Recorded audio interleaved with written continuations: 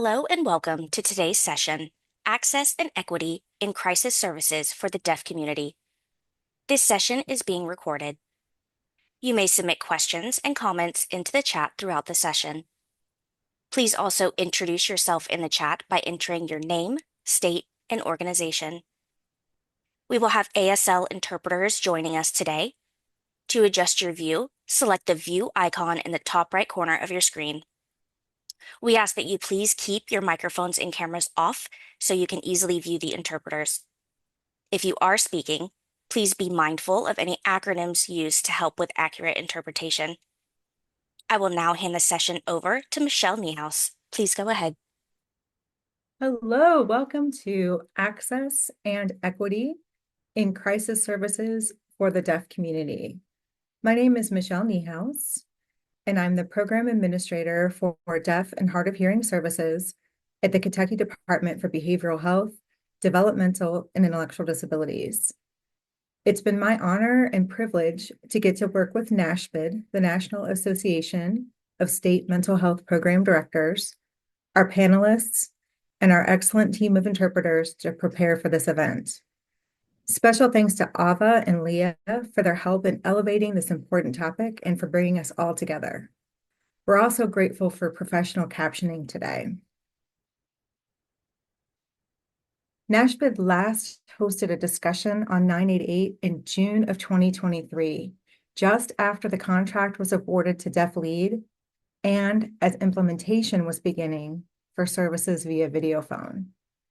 Here we are 19 months later, and DeafLead has created an infrastructure, recruited, trained, and retained staff, and delivered both text and video-based services nationwide. During our time together, we want to explore the implementation and promotion of 988, as well as what we can all do better to create a more accessible and equitable crisis service system. In doing this work, we have to first establish a solid communication foundation. Panelists will be on screen now, but they'll be turning their cameras off until they're presenting in order to make our screens larger for all to see. We also have some basic communication agreements. We do ask that you keep your mics and your cameras off.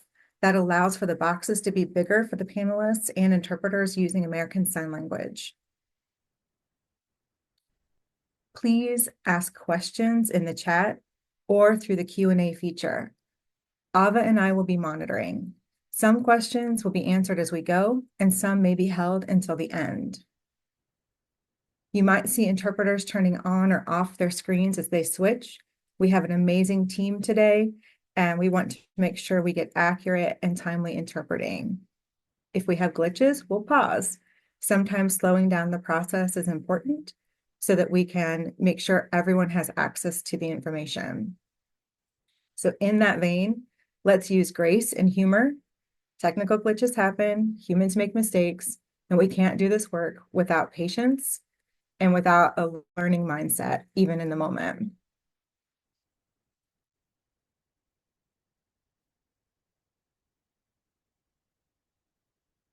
Today, you're going to learn from 4 panelists.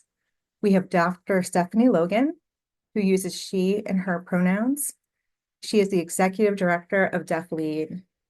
DeafLead is a private nonprofit organization committed to meeting the needs of deaf, hard of hearing, late deafened, and deaf-blind victims of crime across the state of Missouri. In over 20 years as Executive Director, Dr. Logan has focused her efforts on DeafLead providing culturally and linguistically appropriate mental health and crisis intervention services for deaf Missourians. Dr. Logan has been the instructor of the American Sign Language program at the University of Missouri for the last 15 years. She's been teaching ASL on and off in the Columbia community for the last 20 years. Dr. Logan is a proud graduate of the University of Georgia. She has her master's in business administration from William Woods University and her PhD in counseling psychology from the University of Missouri. She's a late deafened adult as a result of spinal meningitis over 20 years ago.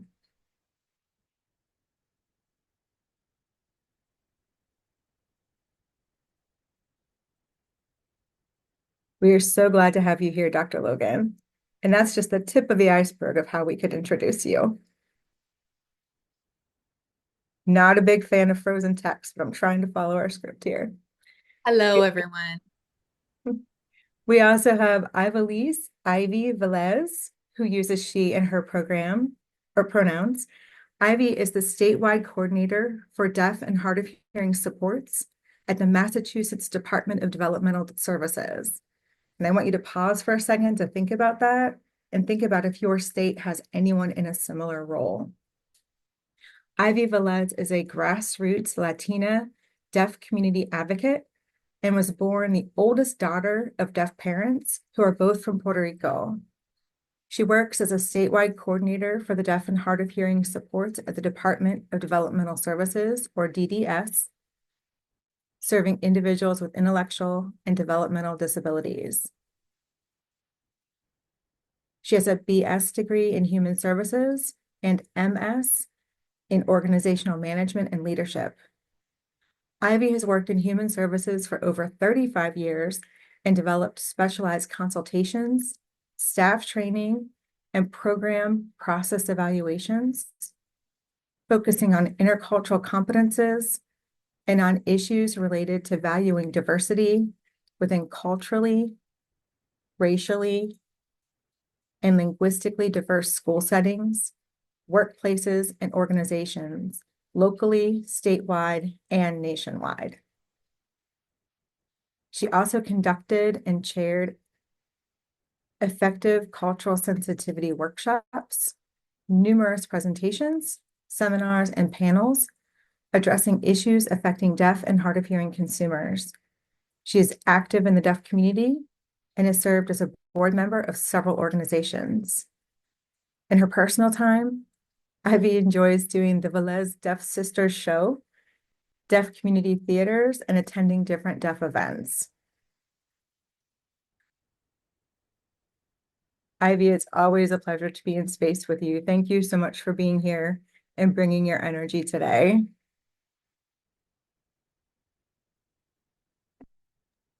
Thank you for the wonderful intro. I'm looking forward and ready to dig into it. Yeah, looking forward to the panel.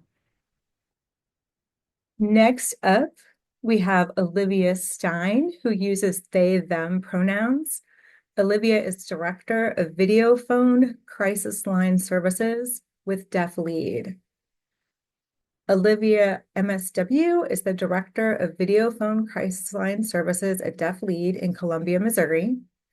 They manage two videophone crisis lines, the Deaf Crisis Line, or DCL, and the 988 Suicide and Crisis Videophone, or 988 VP.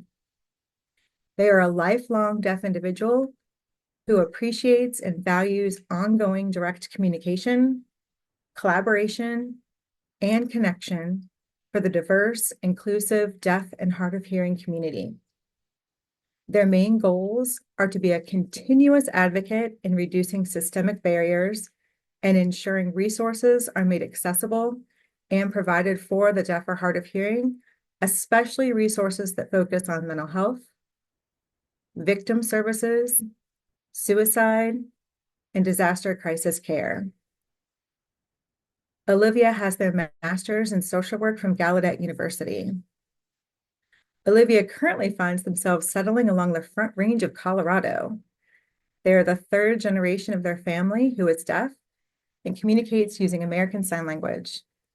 When they are not at work, you can often find them enjoying the outdoors and spending quality time with their family. Olivia, welcome. Thank you so much. I'm thrilled to be here. Would you like some of your snow back in Colorado? Because I think a lot of us are over it. Yeah, send it my way. Please. All right. And patiently waiting, we have Tyler Hands, who uses he and him pronouns. Tyler holds a Master of Music in Viola Performance from the University of Missouri, Columbia, and a Master of Social Work from Washington University in St. Louis, also my alma mater, where he concentrated in violence and injury prevention with a focus on nonprofit management. During his graduate studies, Tyler's work centered on suicide intervention, domestic violence advocacy, and organizational leadership. In 2020, when DeafLead was chosen as a core center for the National Suicide Prevention Lifeline's chat and text network, now 988, Tyler became the organization's inaugural Director of Crisis Chat and Text Services, building on his experience as a crisis line worker since 2016. Under his leadership, DeafLead's chat and text services have grown from a volunteer-led initiative to a dynamic program that now responds to over 100,000 contacts annually, supported by a dedicated team of over 200 crisis counselors, supervisors, quality assurance specialists, and managers. In addition to his role at DeafLead, Tyler serves on the International Council for Helpline's training and consultation team, where he provides training and support to crisis centers across the country. Guided by a commitment to empathy, accessibility, and continuous learning, Tyler ensures that crisis intervention services are responsive, effective, and compassionate for those in need. Welcome, Tyler. Thank you so much for having me. So many talents in this room. We should have made this like a 2-day seminar versus an hour-and-a-half webinar. We'll see how this goes. Thank you all so much for being here today. I've really been looking forward to our conversation. Before we jump into questions for you all, let's turn the tables on our audience. So we do have a couple of opening polling questions for you.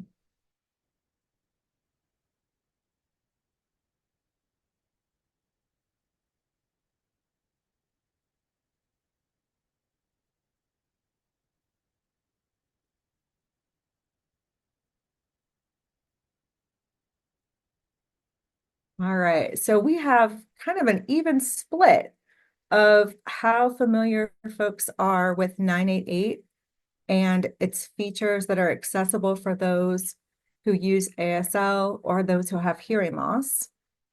So many opportunities for learning. Michelle, Yes. this is Ava. Some folks are saying the poll disappeared for them. Perhaps we can relaunch. And then the hosts can see the results for now, but then we'll have to click share for everyone to be able to see the results. Okay. So you can prompt us when you want that to happen. And that end button does stop the poll for everyone.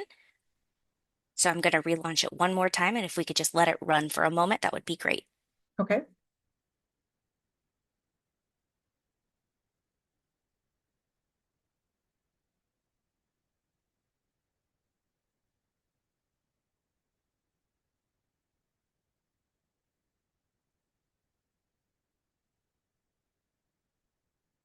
We have about half of the room has responded.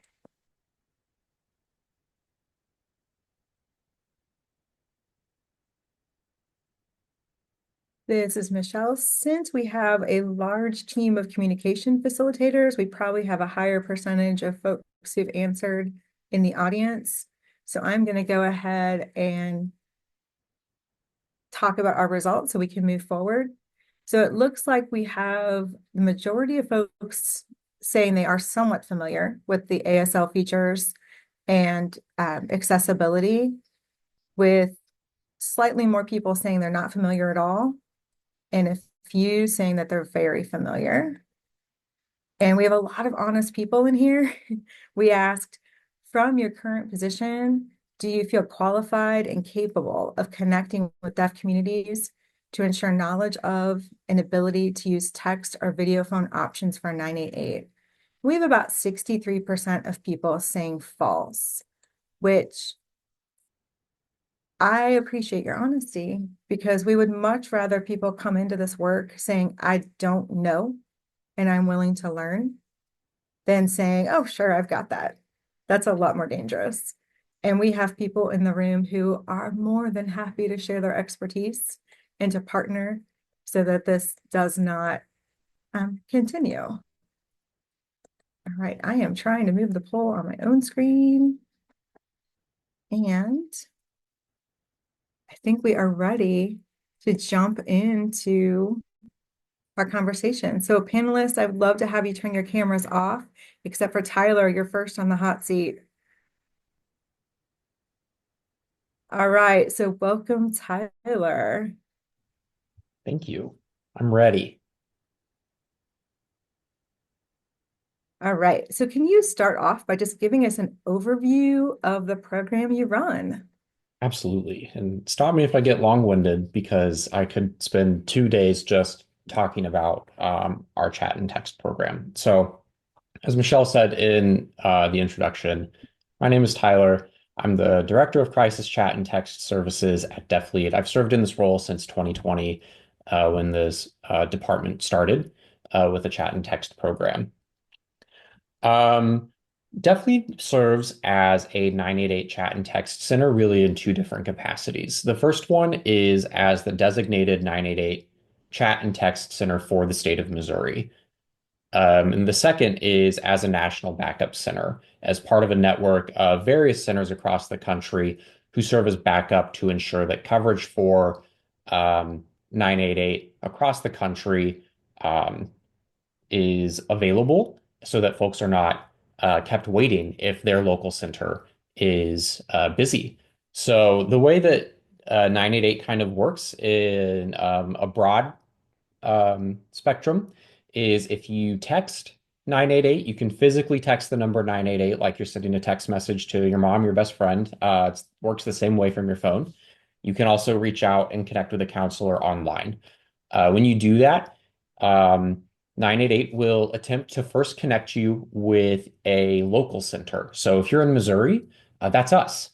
But if the wait time is longer than 90 seconds, it will actually connect you with a national backup center. And the purpose of that is to make sure that your wait time, especially for folks who are experiencing a crisis or emotional distress, that wait time is kept as short as possible so that you aren't having to wait to get connected with support.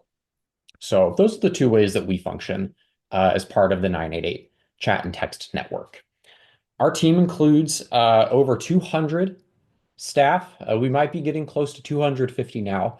And that includes crisis counselors, shift supervisors, quality assurance specialists, as well as management and other folks in leadership positions. And we handle approximately 10,000 contacts per month.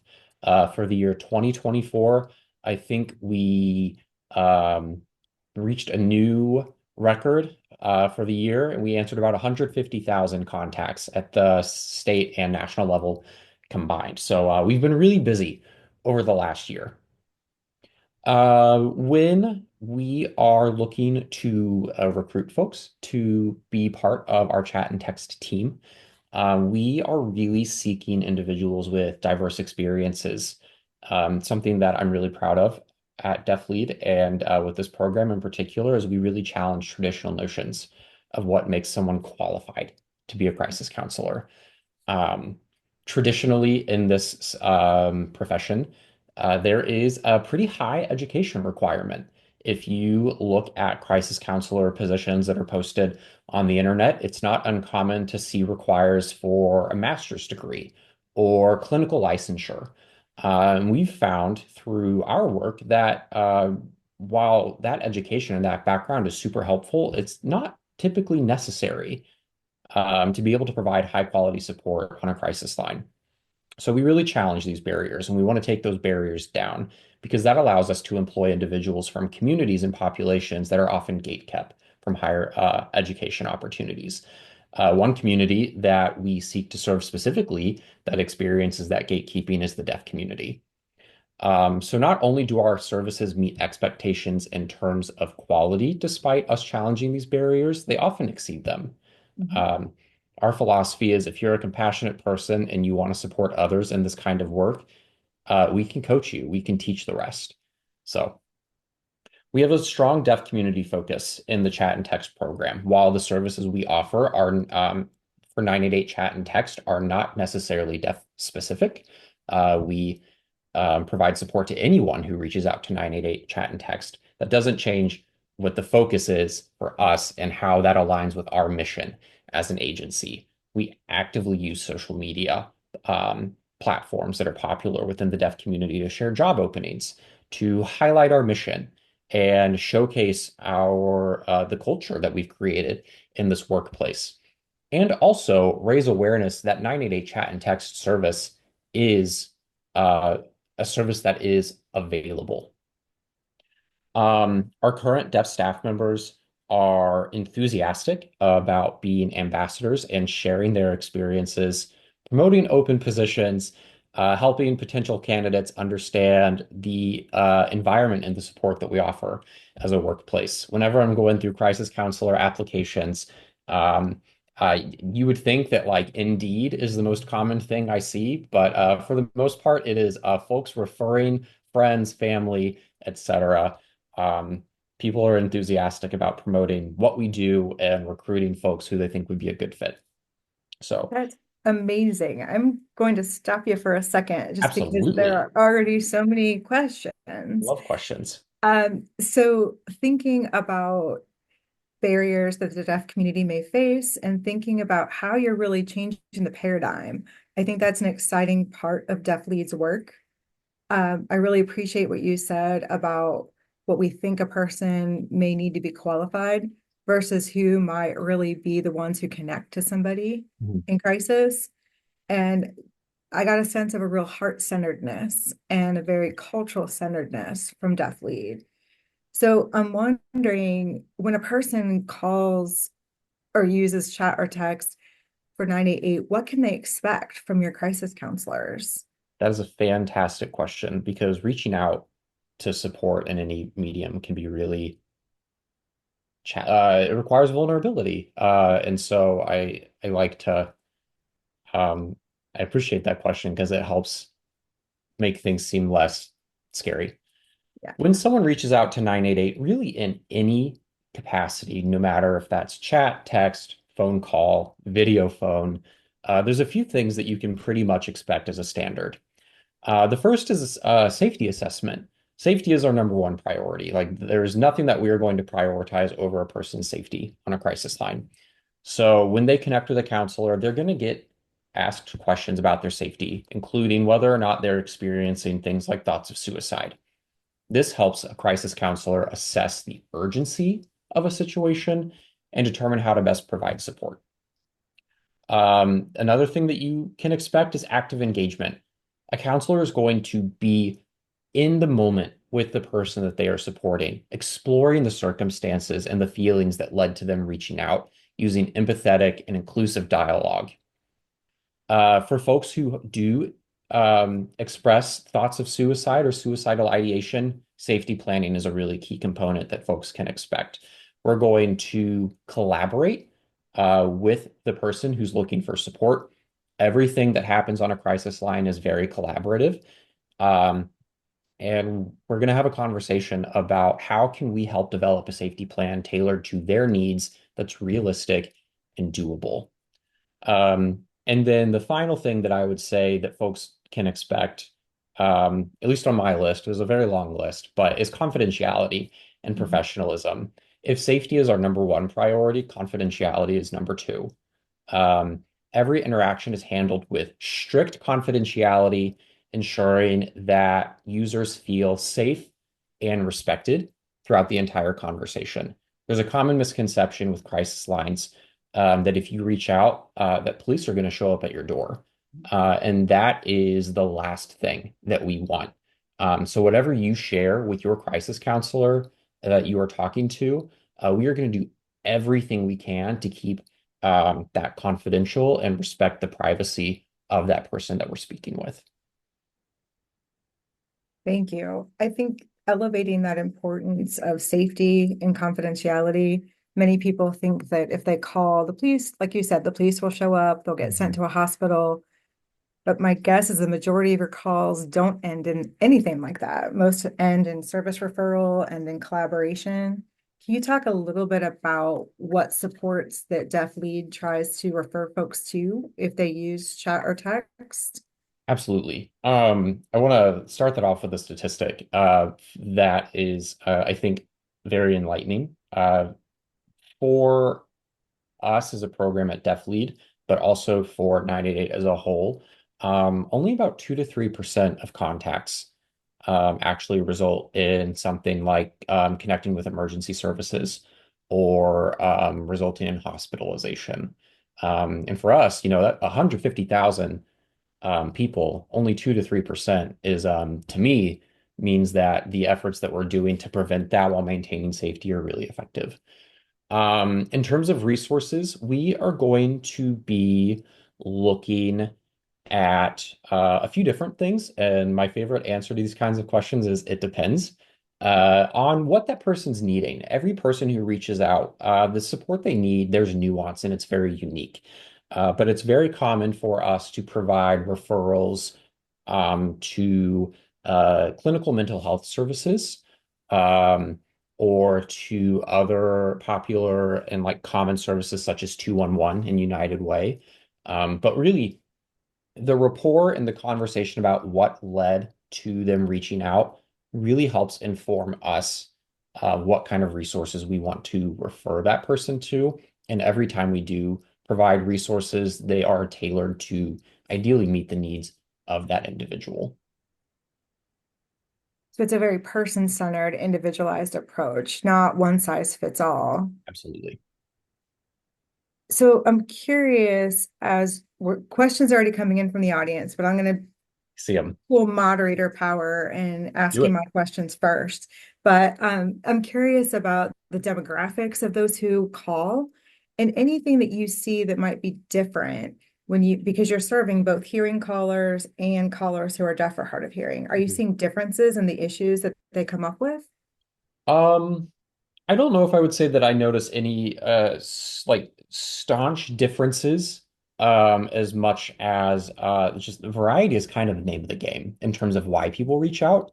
And it ranges anywhere from mental health struggles with anxiety, depression, suicidal ideation, feeling isolated, to things like relationship conflicts, academic stress, financial difficulty. The reoccurring theme is usually an expression of some kind of immediate support or relief being needed to help reduce like the level of distress and help that feeling of crisis pass. Demographically, some common trends that we do see, because this is text and it is online, we typically do talk to folks who are younger. We talk to people from every age category, but we do see it skew more towards teenagers and young adults. We see as we look at younger and younger generations, the desire to not talk on the phone grows. I am a young millennial. I hate talking on the phone. So we see um, as young as 9 or 10 to folks who are in their 90s reaching out. Um, there is a perception of more anonymity over chat text because you're typing back and forth with someone um, that feels a little less vulnerable for some people. And so folks who desire that anonymity really do tend to gravitate towards chat and text, which is the point, because that means if they feel that safety, they are more likely to engage in a way that really helps us get to the crux of the issue and provide that meaningful and impactful support. It's all about developing that instant connection and being able Yes. to have that safety, getting people to talk about what they need to. That's amazing. I wouldn't have expected 9 or 10-year-olds.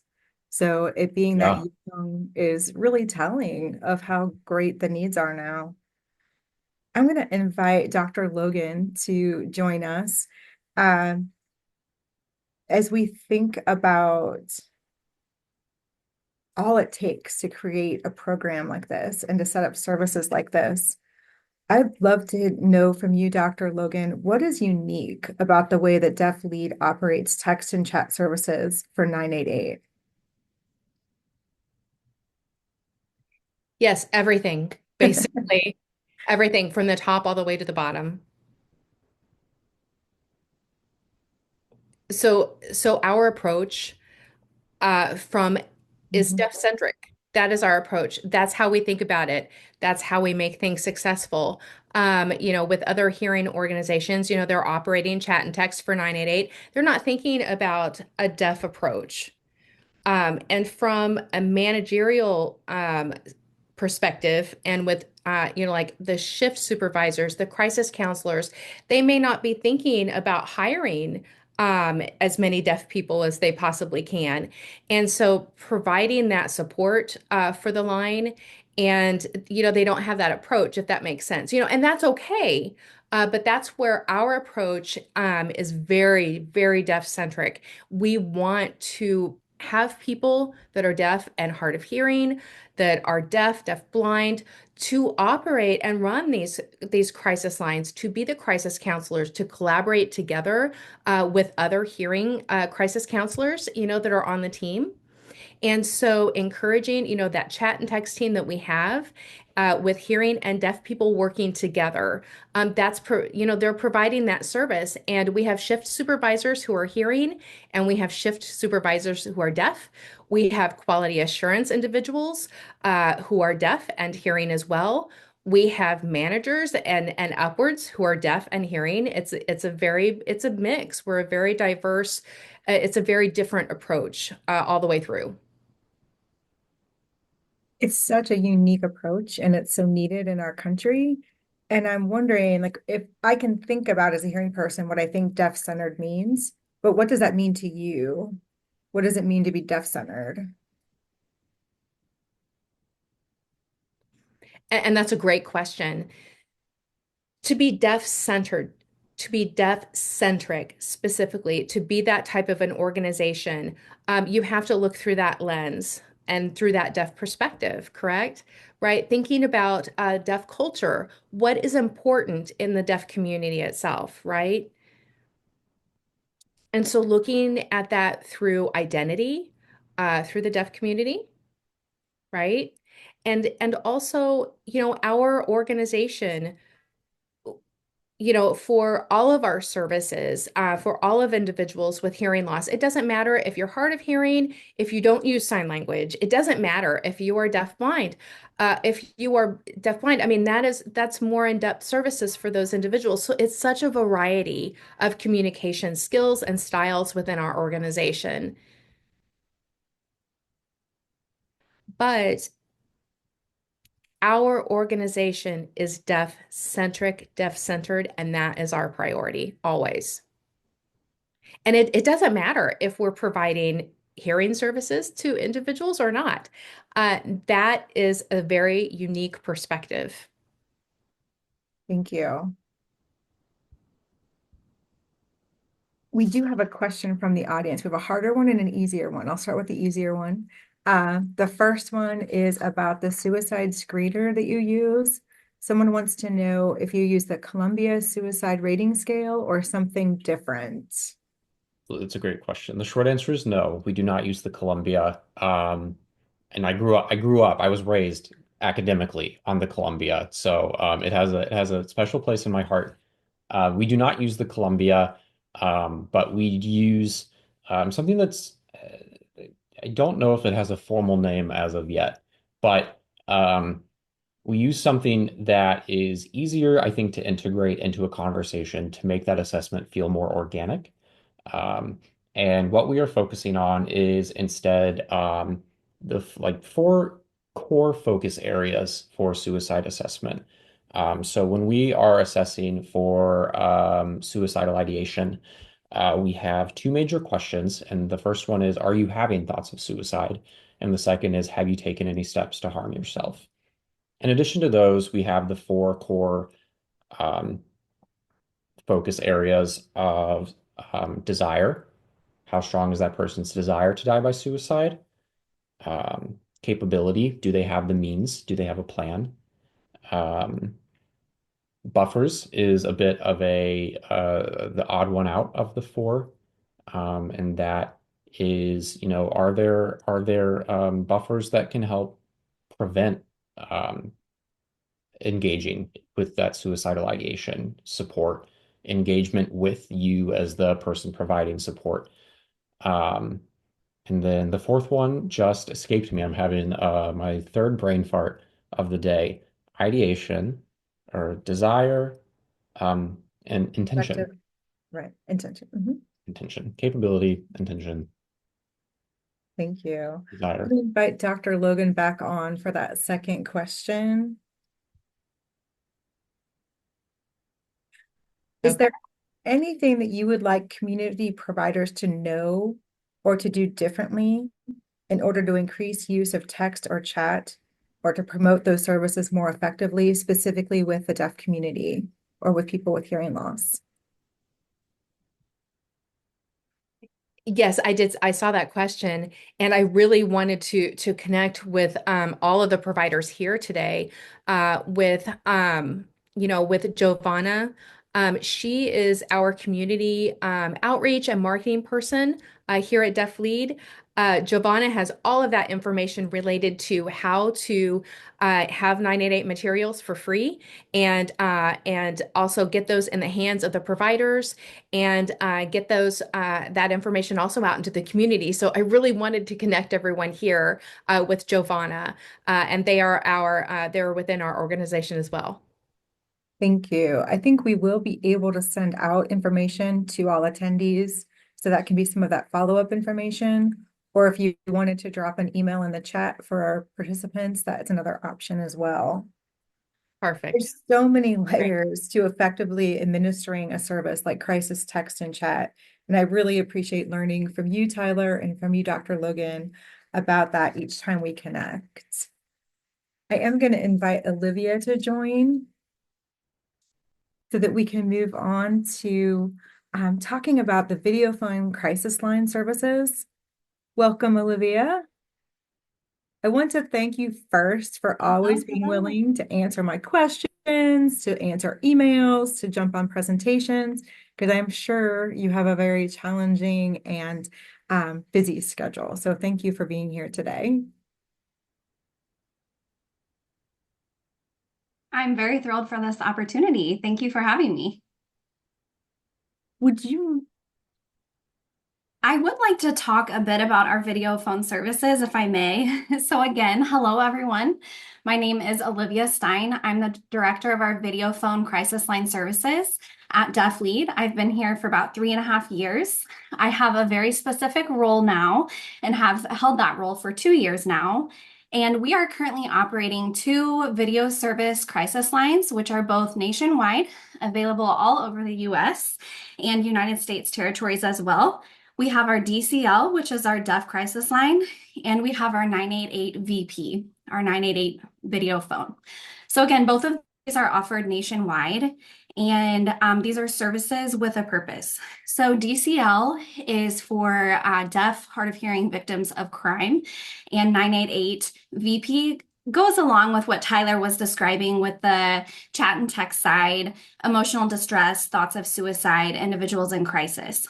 Both lines are fully available 24/7, and each of them has 2 different methods where individuals can reach out to us. So we do have our accessibility, and it is kind of like a two-way street, if you will, and it provides direct communication. So by that, I mean it is a visual modality. So you can see the individual who is actually experiencing crisis or emotional distress. We are able to see their story and see their emotions as well. So that's where we're a little bit different than the chat and text side. So that's a pretty clear differentiation between the two. So I just wanted to summarize that really quick before we got started. That was a perfect initial summary, because I think oftentimes people will think that a text or chat option is kind of good enough for somebody who has hearing loss. Can you say a little bit more about why that visual modality is so important for folks? For people who have a perspective regarding chat and text as far as being quote unquote good enough, to me, my first viewpoint on that is that specific individual may be uneducated about cultural needs within our community. So what are our cultural needs? What do we need as far as accessibility? And what does that look like regarding our specific needs for communication? So the term good enough, no, we really need all of these different options, these different avenues for our community because of the form of communication that we have. So for the majority of our community as deaf individuals, myself, for example, we are users of ASL. So that is the best and easiest way for us to express ourselves. So myself, I use ASL. This could be written or spoken English is not going to be the best accessibility needs for members throughout the deaf community and the wide range of individuals within that community.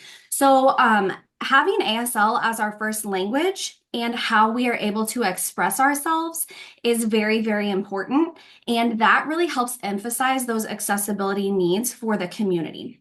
So again, the visual modality is a way to really provide an extra resource through these options that are available for the deaf community to be effective and have the capability to reach out and connect directly with someone for that communication access.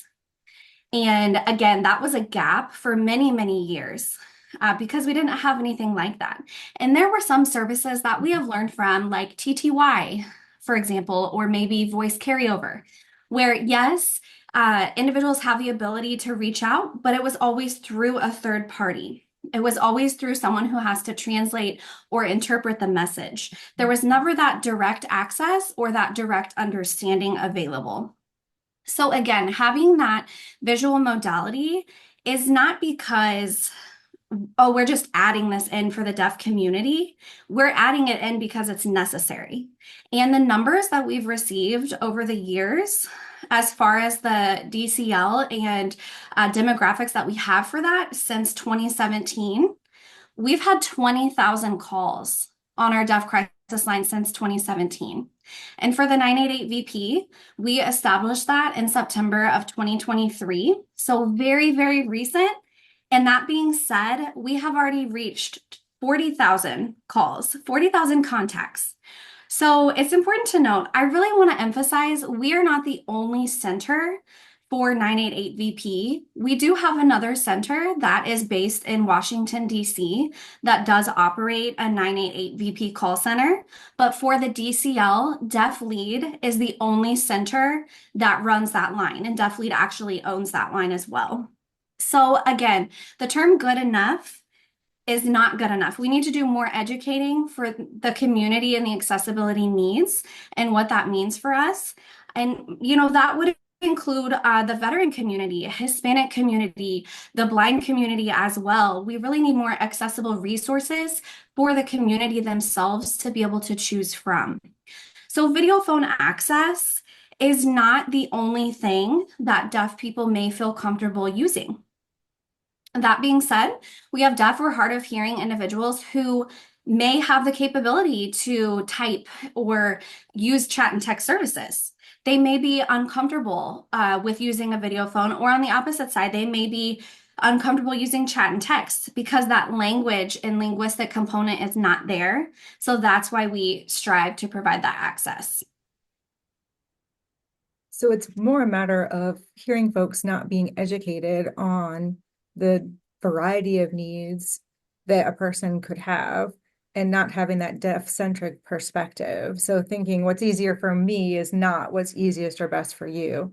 So trying to figure out how do we collaborate and create deaf-centered approaches that are led by deaf providers for the community. There was a great question in the chat. Do you provide options for folks in other sign language other than American Sign Language? Do you have Spanish Sign Language or others available through 988 VP? That's a really great question. So currently, no, we do not. We hope that that's an opportunity for us in the future, but we don't currently offer that. We do have experience receiving contacts from callers who do sign in a different sign language, possibly LSM. LSM is probably the most common one other than ASL. And we do have a strict procedure that we have to follow through 988 VP regarding going ahead and interacting with them. So we accept the call and we try our best to provide support as best we can and then refer them to the appropriate resources that will be able to provide them the best communication possible. We're not really allowed to go ahead and just try to work through the communication because we could potentially be at fault or liable for causing more distress for them, and we don't want to be responsible for that. So clear communication is very important when an individual is in crisis, right? So we really, really take that seriously. And that being said, all of our crisis counselors are fluent in ASL, in American Sign Language.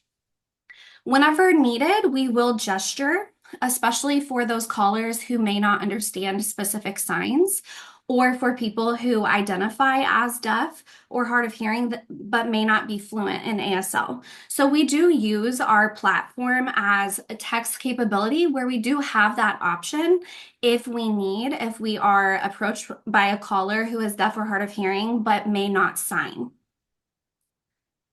If the caller only knows LSM, and for example, they may type in Spanish, we do have some crisis counselors who sign LSM and have some vocabulary, but they may not be on shift at that specific time. So it kind of depends on who is there at that exact moment. But we are fully accessible in ASL. However, we don't offer that in other languages because we don't have that fully accessible communication right now. Just to clarify the acronym you're using, LSM?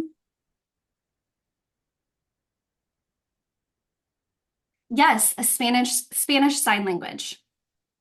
Also known as Mexican Sign Language. Just making sure we're all on the same page. Perfect, absolutely. And I really appreciate what you said too about the doing no harm. Even though you have highly qualified crisis counselors and highly qualified staff, there are still people you may encounter whose signs you don't understand. And figuring out how best to meet their needs and refer them safely is absolutely critical. It kind of goes back to that collaboration piece that Tyler was talking about.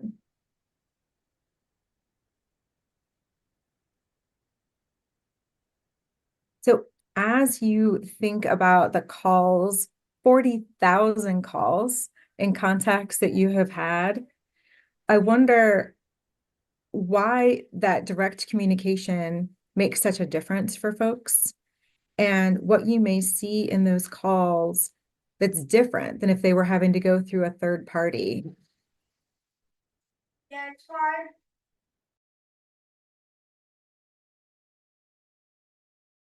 Yes. Direct communication is vital because to be direct, I mean, it is. Language accessibility for many deaf individuals. We feel, you know, when we're able to express ourselves, if we're in distress, we don't want to cause further harm for someone. If they're trying to communicate and then that communication, there's a barrier, if they're misunderstood or if the communication isn't happening, and then we become a burden on them. We don't want to have our space be that, a burden for them. So chat and text is a great option for several deaf and hard of hearing individuals who feel comfortable utilizing that platform and that service. You know, if they don't have a video phone, maybe chat and text would be a good option for them. But for those who need someone they just want to talk with now, you know, chat and text would be a good option. You know, they can get a quick response, but there could also be miscommunications, their information missing. It all depends on the caller's needs, their language preference, their mode of communication. So I think, you know, including many deaf individuals, including myself as an example, it's happened over time where, you know, if we're in distress and, we have strong body language, facial expressions. We're trying to get our feelings out. We want to be understood. And the person on the line can see us visually. Again, that visual modality is vital, that direct communication, the trust, the comfort level that's provided, the safe space that's provided via 988 VP. So yeah, when the caller connects, they can utilize our VP services. And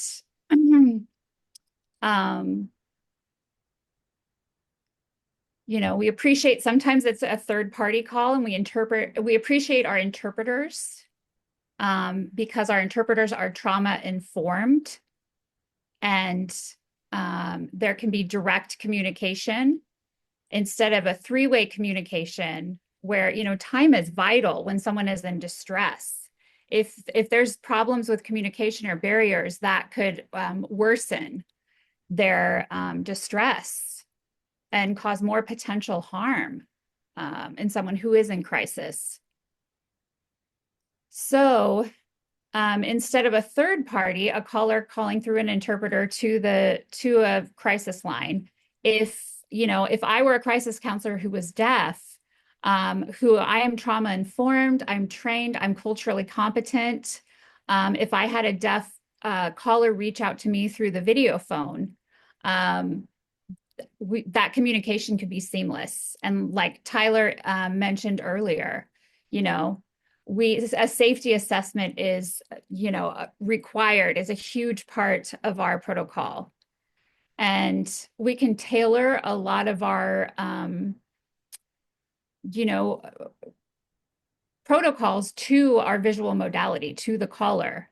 We can say, do you have thoughts of suicide today? That's kind of an English protocol. We can tailor it. We can sign it in ASL, in American Sign Language, because a lot of deaf people who reach out to us on the line, they don't often understand. They don't have a knowledge of what does suicide mean. Someone spells the word suicide, and what does that mean?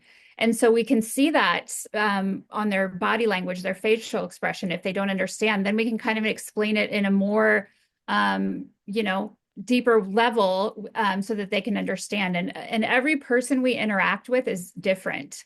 It's almost kind of like we're able to code switch and tailor our communication to exactly what they need. My signing, if I get a person, who doesn't understand my signing style, I might have to slow down a little bit. Or if I get someone on the line who signs really fast, I would kind of match their language model. Whereas if you're on chat and text, you can't see the emotion, the facial expression, the body language. There's that disconnection there.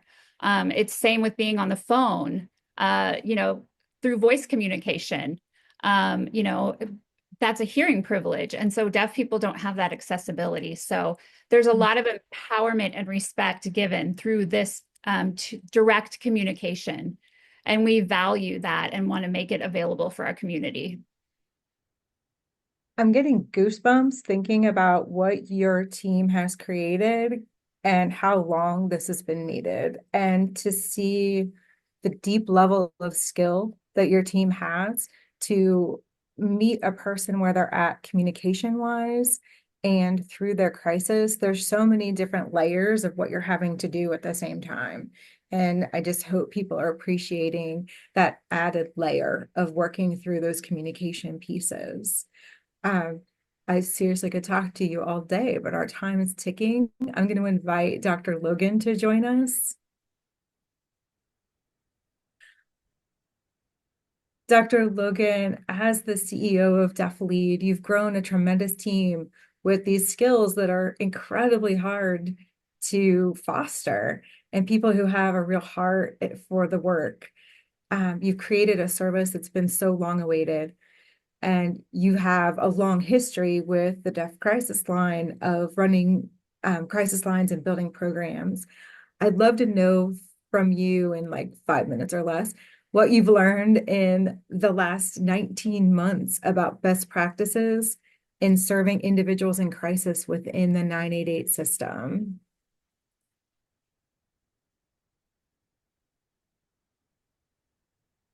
Well, I'll give it my best try here to keep it short.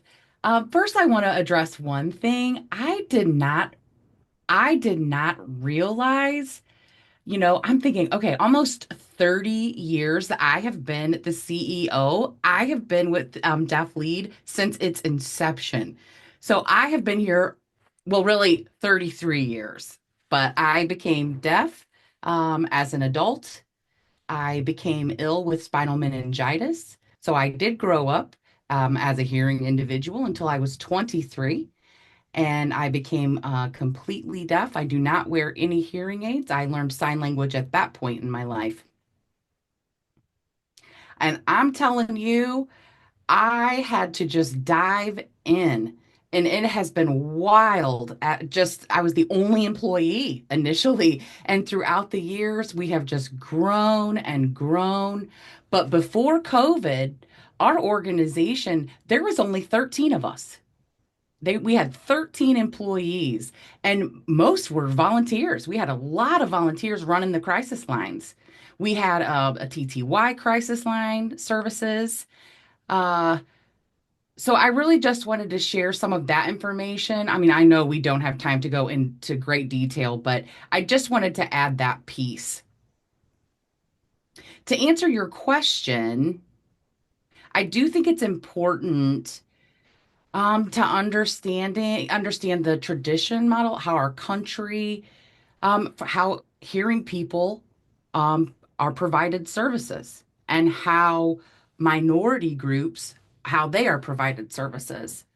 So we as the deaf community, we are dependent on those hearing organizations to establish and run services for the deaf community. Typically, the services are not deaf-centric. We don't have that deaf perspective.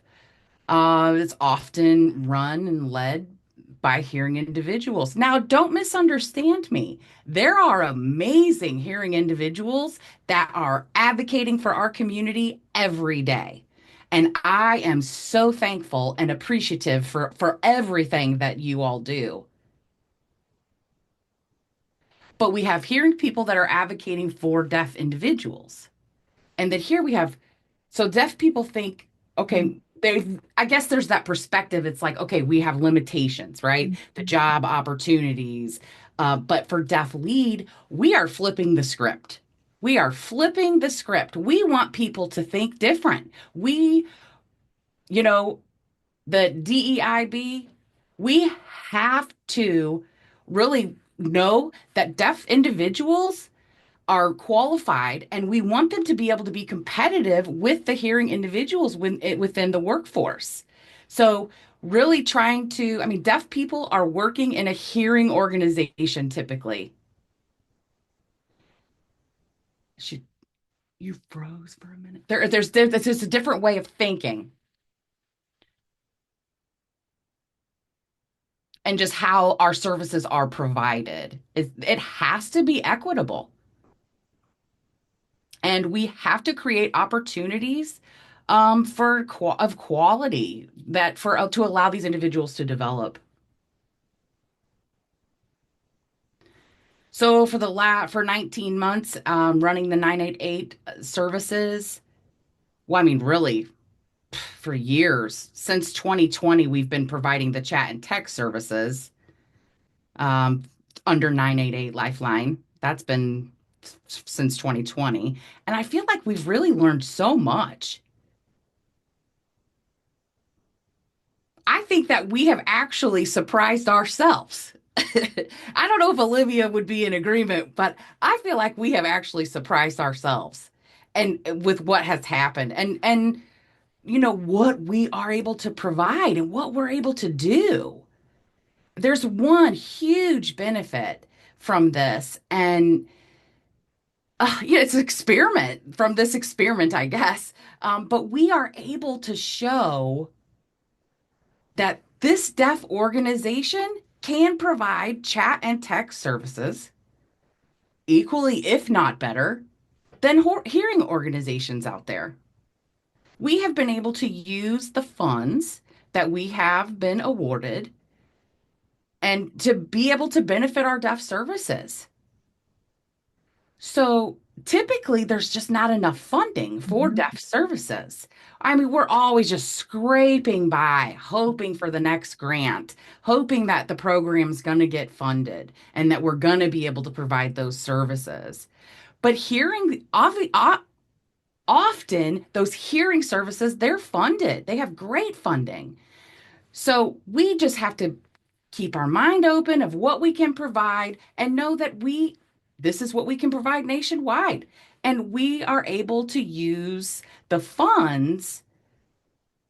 I mean, really, we're just helping us to be more efficient, improve our services, restructure for those deaf services and to provide those. It's a whole different way of thinking. I so appreciate how you have tried to flip the switch, how you reallocate funds because you are efficient, how you surprise yourselves and continually stretch yourself, your staff, and the hearing community to think differently. I think that's so vital.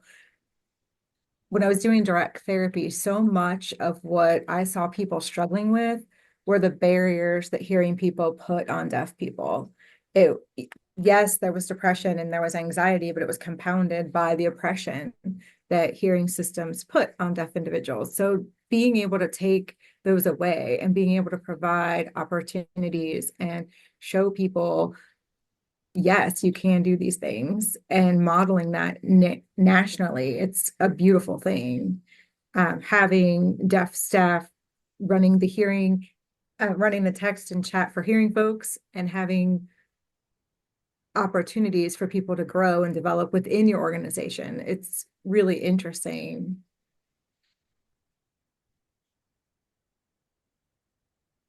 So you said the hearing organizations and then oppression from that for the deaf community. Um, I would say the hearing view I think that the deaf community ourselves, we oppress ourselves and believe the message. Mm. So we have to stop believing the message and know that not only are we equitable, we're superior. We need to grow our confidence. Yeah. This has just been so exciting. We have such passion for this work. And, I need everybody to know that Olivia did a great job explaining about the differences in language between American Sign Language and English. Often people think of Spanish and immediately understand that there needs to be an interpreter, there needs to be, translation. It's the same for ASL and English. We need people out there to understand that. And without hesitation, we just need people to understand that. I know that Ivy is itching to jump in this conversation because you have been saying so many things that I think she's going to have a lot to contribute to. As we think about deaf community power, we think about the messages that are given. So Ivy, would you mind joining us?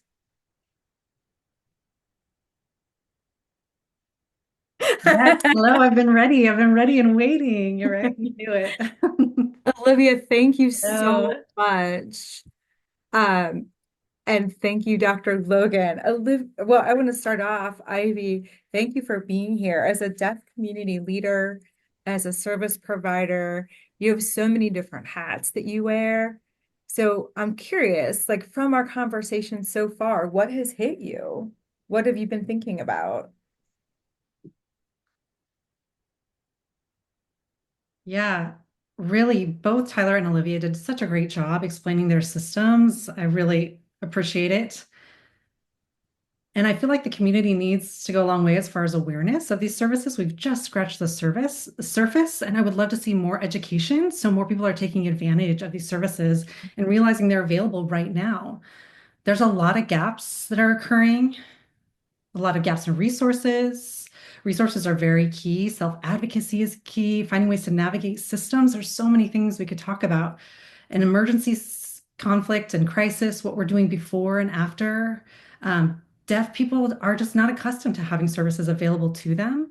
So learning how to trust law enforcement, learning how to deal with crises when they call and ask for help.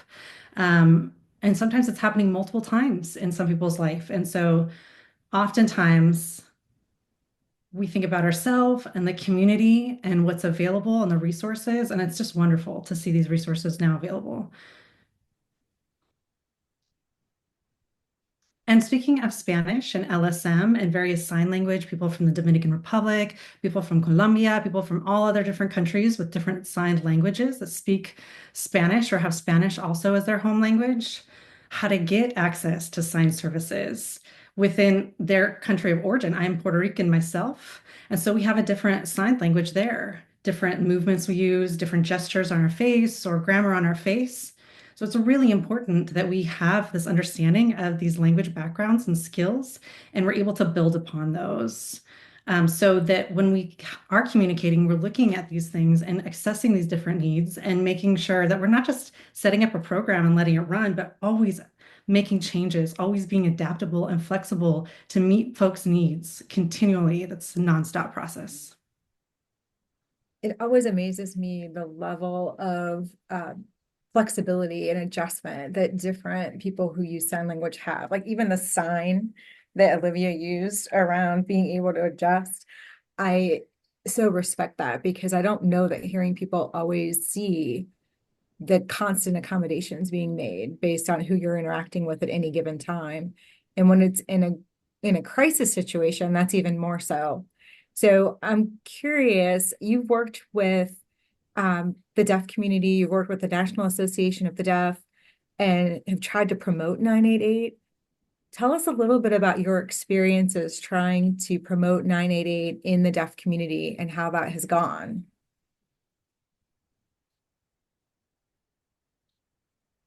Yeah, I know often within deaf agencies or organizations, we announce that we have something and we put up a flyer or we make a post on Facebook or social media and Instagram. And I think we do that and we have these resources and we know they're running and we're thankful that they're there. But oftentimes we have to kind of search to find them. And they're happy that they're deaf run and that Dr. Logan is running this and putting that out there, getting that message out there. And then oftentimes people are like, we'll see if we'll take advantage of this opportunity. And they continue to kind of wait and see what's going to happen and watch that kind of trickle effect as it gets used more and more throughout the community. The more awareness we have, the more training we have, I know it'll take off. You know, I think there'll be 100,000 calls pretty soon throughout the US. So I think people just need to get used to that idea of, okay, I'm in crisis, I'm going to take care of something. Oh, I have this resource. I can call, I can ask for support. And then we'll see a huge intake and a huge explosion of how many people are accessing those services. NAD now, I don't think they've been advertising it adequately. There have been some posts and people are involved in trying to build these resources for crisis needs, but we need to do better. I think there needs to be more deaf-centered, more folks involved. And we need advocates that walk along deaf folks through the system as they navigate through crisis and these systems. So, yeah, all the things we have online, all the support available.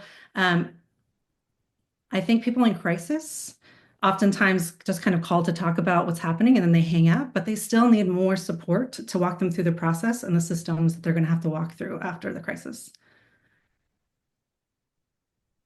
Also, deaf people who are skilled at using a video phone can utilize that, but what if they aren't? Or what if some staff... Some may be more tech savvy than others. Sorry, this interpreter is talking about deaf lead staff that have that ability to accommodate language needs, but others that maybe can't provide that code switching. Right. Sorry about that. There's so many different pieces to think about from what you've said that idea of like CC, like we'll see if this works out. So many times services have been established for members of the deaf community and then they've collapsed. Sometimes that is a huge fear. Why should I trust that this is going to be here for me? Will it last? And thinking about what happens next. Maybe I call 988, somebody from DeafLead is very skilled and answers that call. But then if I need referral to counseling, is there counseling available in my community? What kind of resources and support are in my rural Kentucky area? What can I get if I'm really struggling? And I appreciate what you said about, allies too, being able to walk alongside, being able to find those allies and accomplices. And I'm curious, as you talk to our participants today, many of them are representing community mental health centers. They're representing different organizations trying to build a better service system. So I'm wondering if you could talk a little bit about what they need to know about the intersection of emergency services and deaf services. What do they need to know about being able to build things together?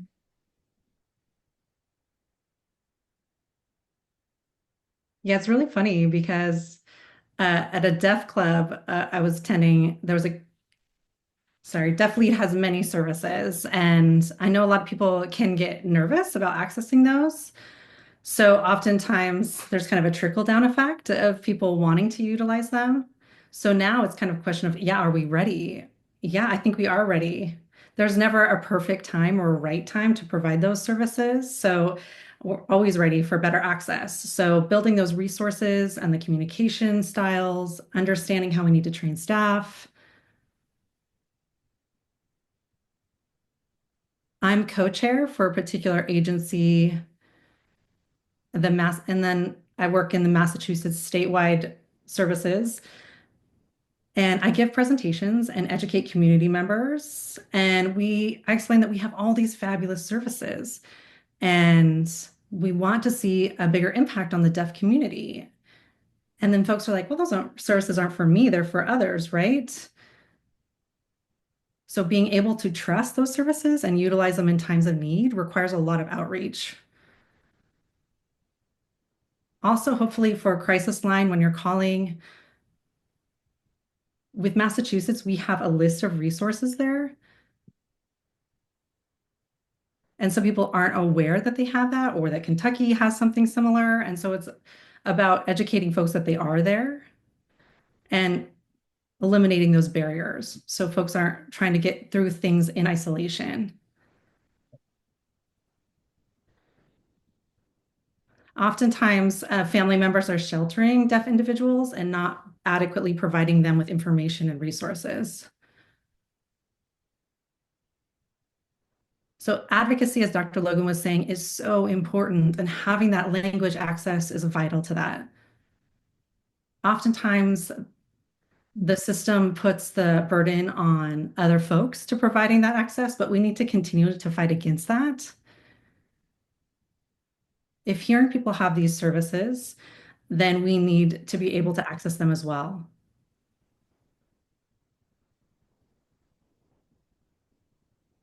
And for everyone, not just deaf and hard of hearing folks. So it's about building an equitable and accessible system that works for everyone. And it's not about one-time advertising or one-time thinking about this, but how can we build trust with each other? How can we build trust across communities and across different cultures and languages? And somebody in the chat asked about how people feel about the threats to DEI that are happening right now. And I wonder about the good work that keeps happening as long as we can keep doing it. There have always been barriers. There's always been oppression, but good people continue to see the cracks and to work through those cracks to be able to support one another. And I'm wondering if you have any specific tips for hearing providers or administrators on how to educate themselves about the needs of the deaf community and then how to collaborate and do that work together. Yes, I highly encourage collaboration, working together, organizations who are deaf, government or local, regardless of who you are, reach out to collaborate, be a part of our community, work alongside us, provide workshops, trainings. Let's work together. It's so important if we have a great relationship, even if you're unsure, feeling really awkward about it. We'll teach you. We enjoy educating. It'll become second nature for you. You might feel hesitant if you have a question or two that you're afraid to ask it. Ask us how. We are happy to work together with you. And it's so important talking about funding for programs, really plan for long term. And it takes baby steps. Start local. Some things work in some states that don't work in other states. And so just start local. Government agencies perhaps have funding for some populations, whereas you might be able to use money for others. Here in Massachusetts, there's so many different populations where they have programs for. Sometimes it's a one-stop shop for a lot of different places, or it specializes. But yeah, the key is collaboration. We want to work together. I mean, it opens minds, it opens hearts, it helps provide better services for everyone. Thank you so much, Ivy. I'd like to invite all of our panelists to come on as we kind of reach the last 15 minutes of our time together. All of you provided so much to think about and so many opportunities for where the conversation could go. So for our panelists, I'm curious if there's anything that you didn't get to say that you're just dying to say today because we didn't get to all the, oh, Dr. Logan. Logan, yes, I have something. I really want to address a specific question here that was in the chat and about the DEI challenges that we're facing. And so that is connection with, what Ivy has mentioned. And also, we have about 400 employees here at DeafLead in total, hearing, deaf individuals that are working together. And since last year, I have received so many people reaching out in relation to concerns that they have, with national voting, their local voting abilities, what happens, with the administration change and, after that voting happens, and all of those concerns related to funding and funding cuts within relation to grants. So jobs, there's concern about their positions. And just recently, with the DEIB, most recently, with that decision from the administration. And so of all of the questions that we've received, those concerns, that stress, that anxiety, that's coming from employees, not one was from a hearing employee, not one.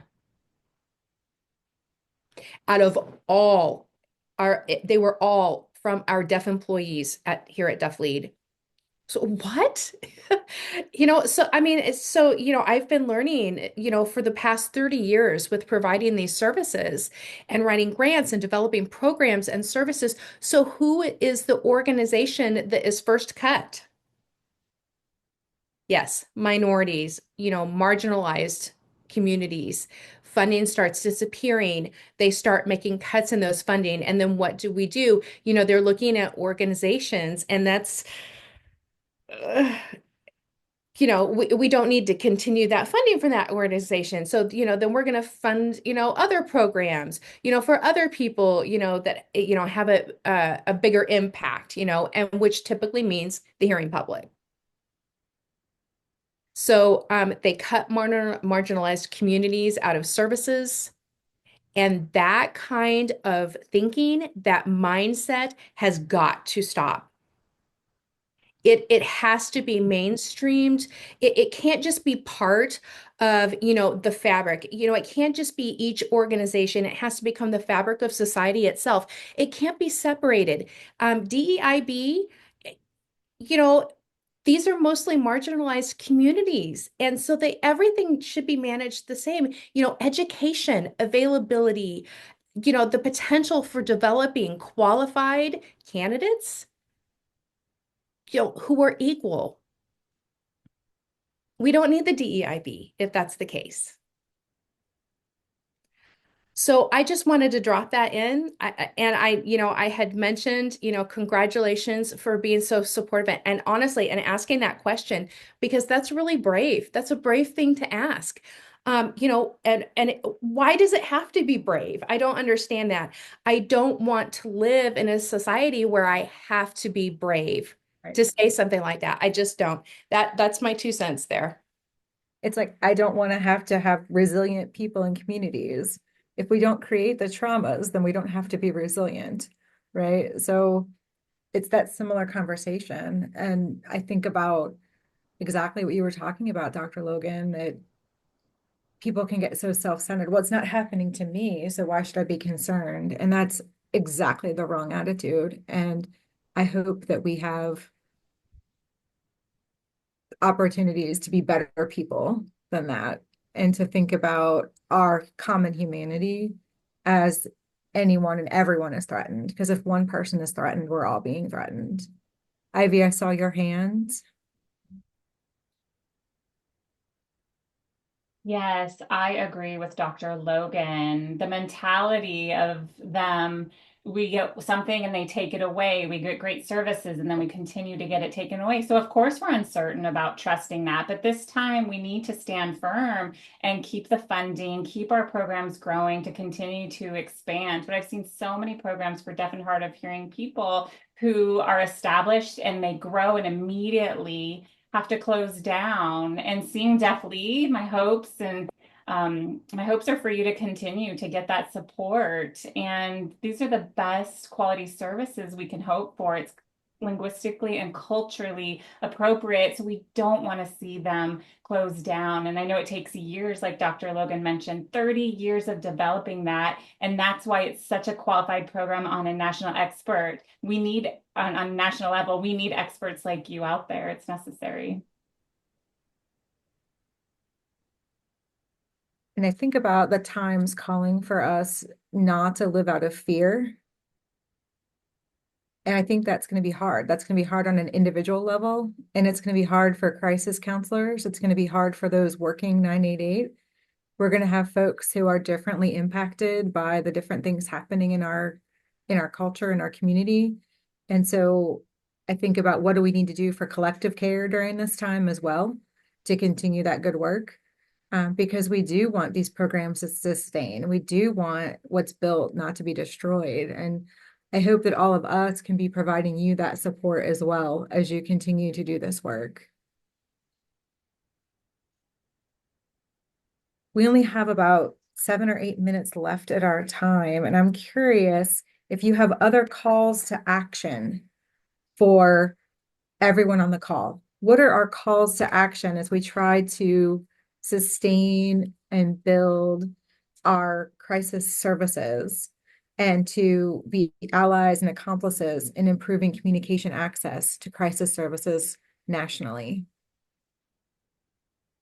Does anyone else have calls to action on their mind?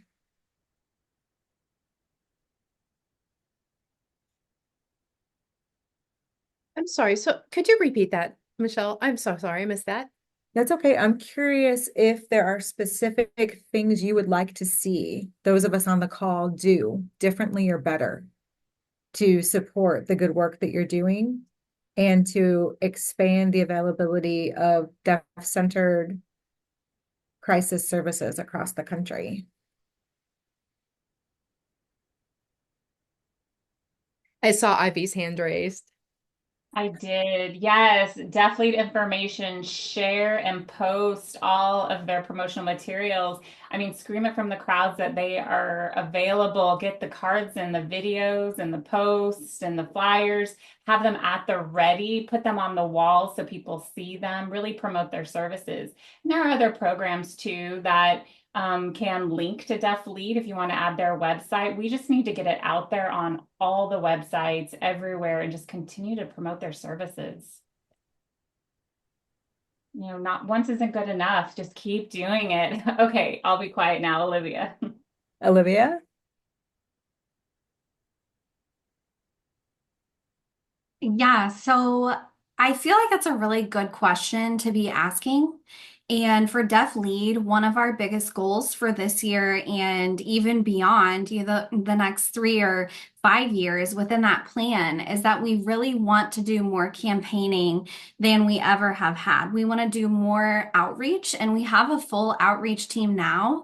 And so, with that being said, I feel like we can take more productive action as far as marketing and connecting with communities, because the advocating within social communities is vital for us. And we are definitely calling for more advocacy work on top of that as well. So there is little sharing of information. And today, being in the audience, your support and your advocacy would be to go out and let people in your communities know, hearing people or deaf people, either population, just the value of that perspective. And as a deaf person, we are passionate about the advocacy role, and we have to advocate for the needs of our community. So for me to really help and get involved, kind of creating that advocacy role, I feel is my duty to educate and explain and provide that information as far as how, it's disseminated and how it gets out there to the community. So asking those questions and showing that initiative is much appreciated. And if we can ever do any presenting or any educational piece, please reach out to us. We have done that for a variety of different groups or agencies, and we want to cover so many more places than we already have within the United States. So it is a lot of work, and it's a daily battle, I can say, as a deaf individual, to advocate for my own needs. And we need that additional collaboration and support for us to be able to support each other within the community. So when some people say, oh, I didn't know about 988 VP, I wasn't aware that was out there, then that's a perfect opportunity for you to be able to explain and have that plan ready. So you have learned this information, and the best thing you can do is carry that along with you and spread the word. That's how I would say you can best support us, and really for all deaf services, not only for Deaf Lead. Thank you so much for that, Olivia. I think about this Venn diagram where it talks about your work and it talks about your job. And I think on this call, we have most folks, their job is through Deaf Lead, but the work is the work of accessibility, of access, of equity, and of justice. And it's such an honor to get to work with all of you to promote 988 and to promote the work that is being done. Dr. Logan, do you have a last comment before I wrap us up? Okay, go ahead. Last comment, just last one. I want to address something that was in the chat, and I was reading it quickly, and I thought I read it one way, and I completely misunderstood. And so now I want to address that just very briefly, and because it's very important. Patricia made the comment in the chat about the concern related to hearing employees not being concerned about their deaf coworkers, and that was not what is happening here. I believe that so what's happening? Yes. So the hearing employees, it's not that they are not concerned about the deaf employees. What I think it's showing, because it's the deaf individuals reaching out, it's showing that the hearing individuals don't have to be concerned as much as the deaf employees, because that's an instantaneous fear, that loss of their jobs, that loss of their income, that knowledge, that they, that their funding is limited or maybe cut. And so experiencing, that part of the deaf culture. And so, yes, we've had things for 1 year, and then we've lost things. And so we have amazing hearing people who work here at DeafLead, amazing, and who are very concerned about their deaf coworkers here at the organization. As you know, and as many have reached out, it's not a concern related to funding or DEIB. It's the same way as when a deaf employee reaches out with concern. So I just wanted to clarify that part, and I'm so sorry, but thank you, Michelle, for giving me the moment to wrap that up. No, I'm glad that you had that clarification moment, because it did make me think again about privilege. And often privilege is not only what we have, but it's also what we don't have to worry about. And one thing I don't have to worry about is that I can walk into any room and know what's happening communication wise, and not have to worry that if my child gets sick or I'm in crisis, that I can get what I need and express myself and be understood clearly. So I would like to invite all of our interpreters who are on the call to please turn their cameras on for a second, because today we had seamless communication, but it was seamless communication because of highly skilled, trauma-informed interpreters. And I want you to just think about all the people it took for this hour-and-a-half long conversation to happen, and the work that they do every day to make sure that crisis services are expanded and improved for the country. So thank you all so much. And thank you to Ava, to Leah, to Megan, to the people at NASHBID for inviting us to have this conversation. We are going to put up a poll. Please don't let your attendance today stop the work. This is the beginning of the work for you, or maybe a midpoint. So we really want to know how you're going to take this information and how you're going to apply it going forward. So thank you all so much for being here today. For our participants, after you have done the poll, you may exit. For our panelists and interpreters, if you all want a few minutes to debrief, we'll give folks time to answer, and then we can, if you have time to stay on, we'll debrief. Otherwise, thank you so much for being here today and for the amazing work that you all do. This has been a wonderful way to spend some time together and to think about hope in a time of challenge. Thank you.